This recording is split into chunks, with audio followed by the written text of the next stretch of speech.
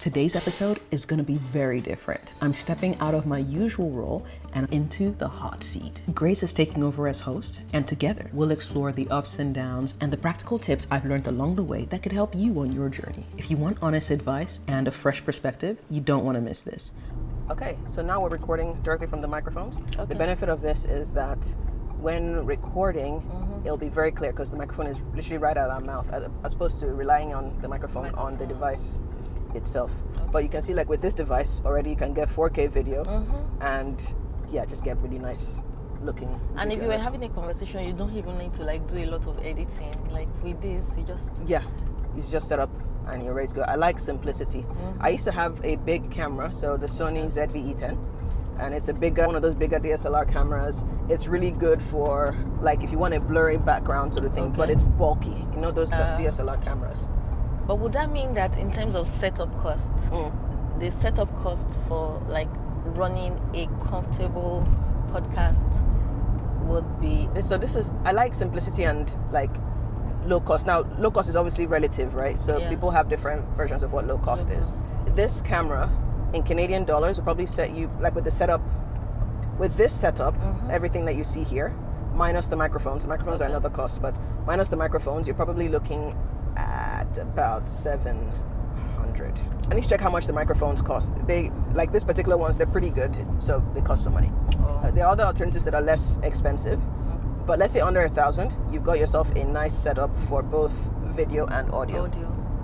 Obviously, there are ways of bringing the cost down. If you want to use just your phone instead of the camera, you can do that. If you choose to use like wired mics instead of like with these wireless mics, you can do that as well. Obviously, there's some limitations. Like this one, we can just pick this up and just walk and talk. Whereas the other one, you have to be tethered by wire, which can be a bit complicated. But let's say you're ready to invest under 1,000. We can probably figure out cheaper than that, but let's say under 1,000, right? The benefit of this is that you can literally set up in 2 minutes. Like literally look how long it took us to set up. It was very quick, right? Just plug and play. And then you keep going. I think I'm coming off here. I think I'm turning here. There are many ways of navigating it.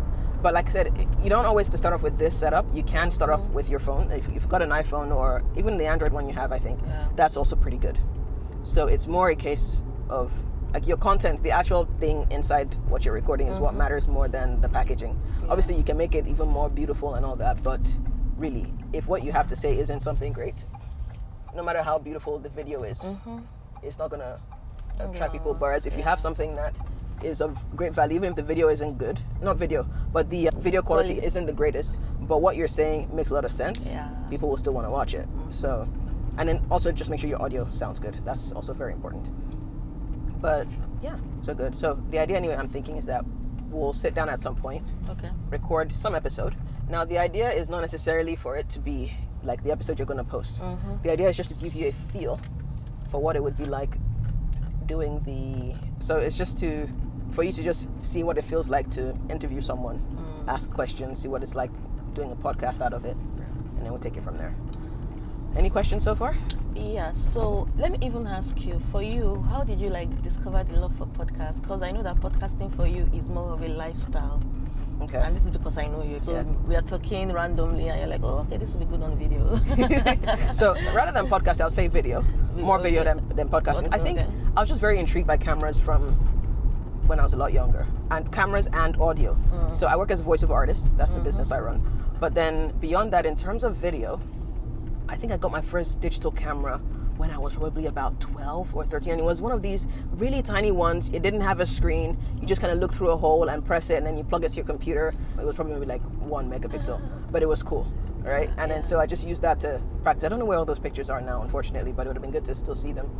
But yeah, started with that, and then at some point I wanted to tell stories, and I just recorded some stuff and just experienced, and then just practice, keep going. I think it really took off though during the pandemic, because at some point I said, you know what, I want to be able to do a lot of talks, like public speaking. And I thought, okay, the best way to get practice, if I'm not practicing in front of an audience, is to record myself doing video. But I've also heard that, okay, your first few videos are not going to be great. They're going to be crap, but you've got to get through those to get to the good stuff. So during the pandemic, I first of all did a 30-day or 60-day challenge where I didn't post it online. I just recorded myself talking when I went out for a walk. So that's what I did to kind of get myself kind of comfortable with it. Then the next thing was then recording and then telling myself I had a 30-day challenge to post on YouTube for 30 days in a row, sort of thing. Now, I found when I actually did that, it was actually quite tasking to be able to upload something that's quite polished. Every day. So it ended up taking me, that 30-day challenge took me like 60 days. Wow. So maybe one every 2 days instead of one every day. But it got me doing better, and I also tested out like different formats and different content ideas. None of them really took off that much, but it was a good practice for me. Then after that, just keep watching and doing and keep recording and putting stuff. So it was from then I started taking my YouTube channel seriously. So I think that was 2021, I think. I'd had the channel since 2016. Okay. And I'd uploaded a video there doing a Tableau tutorial, which helped people, and a lot of people watched it. But I hadn't really pushed it much further since then. But then I just kind of took it up and said, okay, I'm going to keep going with it. And so that's just how I did. But then a lot of it just comes with practice, right? And sometimes you don't see the results immediately. Yeah. But they say all work works. I got that from a guy called Myron Golden. So that means that whether it works on you or it works, all work works. The benefit of that is knowing that, okay, even if you're doing stuff and you're not seeing the results you're hoping for, maybe like thousands of subscribers or millions of subscribers or millions of views, like even the fact that you're doing it means that you're able to learn the skills for it, such that now my husband has his channel and there's stuff that he wants to do, and because I know what to do because of all the work I've put into it, it's just, all he has to do is just sit down and record. It's another vineyard, by the way. But it's not the one we're going to. That's the one we're going to go to later. It's called Culinary. That looks so good. Yeah, that's where we're going to go to later. So we'll go later on the way back. Just remember Culinary. But yeah, with my husband's like content that he wants to create, like I just need to tell him, okay, this is how you set up with the camera. And so he has an action camera that has a light attached. That's very simple to set up, which is what he was using before we left the house. And so he knows to just record. Once he records it, he hands it over to me. I handle the rest. So I do the editing. I use Descript for my editing. It's a tool that you pay for, and it's very effective, and it saves me a lot of time in editing. Which would be good for a beginner like me, because I have absolutely no idea what to do with video editing or anything. I mean, it's good. I would say two sides to things. So on the one hand, it's good to learn as much of the basics of video editing. But then also knowing Descript. So almost like you need to know what to look out for. Like even if it can do the editing for you, you need to know what to tell it to do. So that's the thing. So learning a bit of traditional video editing, not too deeply, but just enough so that you know sort of what you're looking for, or have ideas that you can at least describe. Then that would help you. But it has an AI feature in there that can help you do a lot of the editing and just tidying up of things, which is quite nice.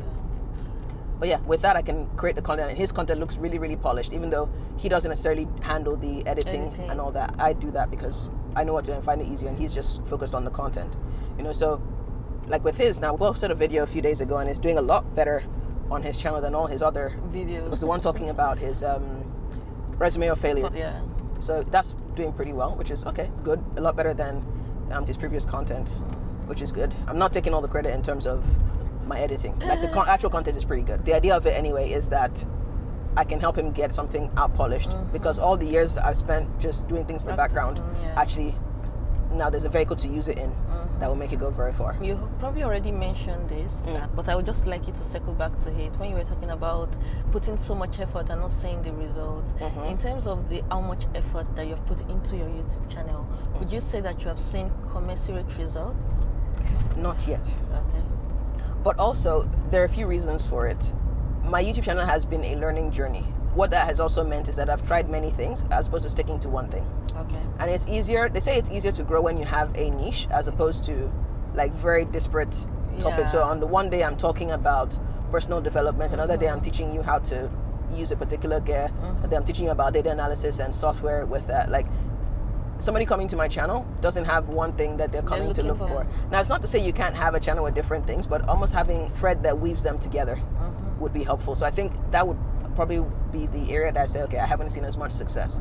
But I do know, for example, when I do tutorial videos to do with like gear, so like camera gear, for example, or gadgets, audio, that sort of thing, they tend to do well because I'm answering specific questions that people have. I testify, those are my favorite videos on your channel. So. There we go. So I need to kind of double down on that. So I'm learning. I mean, I also, again, I'm okay with not getting great results right now because I know I'm learning. Like, again, all work works, right? So I know I'm learning all these things and seeing what works. But I need to move also to the point where I'm actually starting to see results. But the last thing I did was a series talking about getting unstuck. So helping people get unstuck and using examples from my life or my situation, doing a PhD, trying to, do well in entrepreneurship and business, that sort of thing. So all of those things, I'm not talking about, okay, how do I get myself unstuck? Because I was actually pretty stuck when it came to my PhD and just making enough progress that I could submit the proposal and then just get started with the actual research. But yeah, I'm making progress on that, so I'm happy now. But I used that process to create those videos, and for me it was a good way to test out doing a series, which I think is actually pretty good because the series kind of gives you a certain focus. And so once I'm done, I've got maybe 1 or 2 more videos I want to record on that series. And then after that I'll move on to something else. Oh, we're turning here. Okay. Okay. Wow. Okay. Cool. So in terms we're still talking about results, yeah? In terms of carving out a niche for yourself, I know that you're a voiceover artist, and I know that you've done some pretty amazing works. I feel like you don't put yourself out there enough when it comes to your voiceover career. 1, why is that? Number 2, do you intend to do anything about that? Because I mean, my husband told me about a few books that you actually did the voiceovers for, and I'm like, oh my god, like they are big deals, and nobody knows that it was Araba that did the voiceover. So what exactly, like, what are you doing about that? What's the goal going forward and all of that? You know what, you make a good point, and maybe I should be more aware of it. So I haven't done enough when it comes to pushing my voiceover, because it's me figuring out, okay, what's the best way to do this and what content should I be putting on my YouTube channel? Should I put the voiceover stuff on my personal YouTube channel or on a different YouTube channel?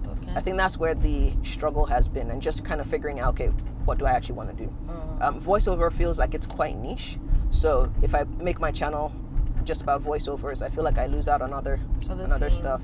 So I'm still figuring that out. But I think one of the next series I'm going to do is to do with gear. So that will touch on voiceovers anyway. But then even with voiceover content, I need to now figure out, okay, what kind of content can I create and create consistently? Like, keep going, not just run out of ideas. I think that has been my challenge. Well, okay, because I have private information to this, I think I'll just talk about it. Okay. Now, in terms of content to create for voiceovers, you literally have an entire book written. If you picked that book one day at a time, you wouldn't finish it in 365 series. No, as in, so the book I've written, or the book the voiceover I did for another book? The book you have written. I've written, okay, so to turn that into a voiceover. Yes, because I read a part of that book. Okay. And I mean, for me, it was like, oh my god, this is what I need to do for my book. This is how to go about this. So it feels like you are a wealth of knowledge when it comes to voiceover. You are very good with voiceovers. Like, I mean, judging by the caliber of work that you've churned out, I think that it's an area of expertise for you that the world needs to feel and know. And you know that imposter syndrome where it feels like maybe you don't have enough content yet, maybe you need to do a little bit more strategy. I don't think that you should be there, because you're a big deal when it comes to voiceover. Oh shit. I'm serious, like, because I see some other voiceover artists and I'm like, okay, so the first time my husband told me you are into voiceovers, the first thing I looked for was your Instagram channel. And then I went to your Instagram, and I think you had one, and you had like 2 pictures, and that was or something. And I'm sure you probably don't even remember that you have that page. And I'm like, but I was really looking for your voiceover, because I know one other guy that does voiceovers, and you go to his page and you like see even random things, like he's mimicking people, trying to switch his voice and all of that. So those were the things I expected to see on your page, and I didn't even find the page, not to talk of. I think that in terms of putting yourself out there, and I don't know, that's why I just thought I was going to ask, like, what are you doing about it? What is the plan going forward? So I think you have a perspective that's good. Sometimes when you're so inside something, you don't see the external. And whereas when you have somebody external looking in, they're like, oh, but what about this? What about that? And it's just stuff I've never really thought about. For example, I'm not really an Instagram person, so I haven't really thought about, okay, how to go deep into Instagram or like promote myself on Instagram. But now that you've said it, maybe you can be my consultant on what to do on Instagram. If you just tell me what to do, I'll do it. I just don't know what to do. Okay, the best person to be a consultant on Instagram, because I post like once in 3 years. But even the things you said you thought I could have had already. Yes. Like that's a good starting point. Yes. Like if you just tell me about those things. First, and then your page, Araba. Being a voiceover artist is something that you can actually channel every other thing through. So you're a voiceover artist that loves gadgets, and then you're a voiceover artist that talks about faith, family, and then you have a voiceover artist that is also into ministry. So I feel like the voiceover artist, your career sort of connects every other part of you that you can channel energy into. So from being a voiceover artist, you can be a voiceover artist as a mom. I've heard you talk to Ethan. So like you mimic children voices, and when you're talking to Ethan, and he's like excited, all in, he wants to be with Auntie Ore all day long. Me, I can never. Like so on your Instagram page, for example, is a video of yourself and Ethan talking and mimicking tones because you're a voiceover artist, and it's just showing you in your element. You're talking to Jaya, to Jared, so like all of those things. So I want to see that on your page, and it also helps connect in your natural habitat, because I'm seeing you with the children that you love, seeing you with your husband. You can switch from here to there. And those are things that people want to see. And I also learned that people really, the things that grows people's pages, I don't know about this, it's not a tested fact for me. It's just people seeing you being natural. And for you, podcast video comes natural. Voiceovering comes natural. So you don't have to like pretend to be anything. It's just you being you. So it's just this content. For example, a snippet of this video will be a good content for your Instagram page. It would work across your YouTube channels for your original Araba page, and it could also even serve for your voiceover page. Like, okay, picking up this voiceover business again. Let's talk about it. And you have been doing voiceover for a number of years. It's been a long time. The truth is, there are people that are just upcoming. These guys are just looking for who to look up to. Is this a business that really sells? There isn't so much voiceover artists in quotes out there, as in like given how I know that people can do these things. Like nobody's really going like exploring careers in that path yet, and I feel like it's because they don't have people to look up to. They want to know that, can I make money here? So they need someone to say, okay, I actually make money from this. This is how much work I've done. I get you, and I'll take that on board. I'll probably be reaching out to you more often to say, okay, what should I do now? Or like, what are you expecting on Instagram? And figure that out. I wish you lived closer, because then we'd be able to do this more often. But there we go, still okay. And what's it called? In the long run, I have a friend that is really into social media, like presence and all of that. We could probably also talk to her, like, okay. So what would you expect from this page? What kind of content would you expect from a voiceover artist page? And then your page does not even have to be branded around Joy's voiceover, but that's what you do as a career, and it reflects in your everyday life. Okay. Yeah, I can do that. I mean, I've been kind of focused on YouTube just because I think, YouTube tells you like you can get monetized and stuff. And obviously the other goal beyond just having a presence online is monetization. But actually, if we're looking at, so when it comes to business, like there are ways that you can get outsized results.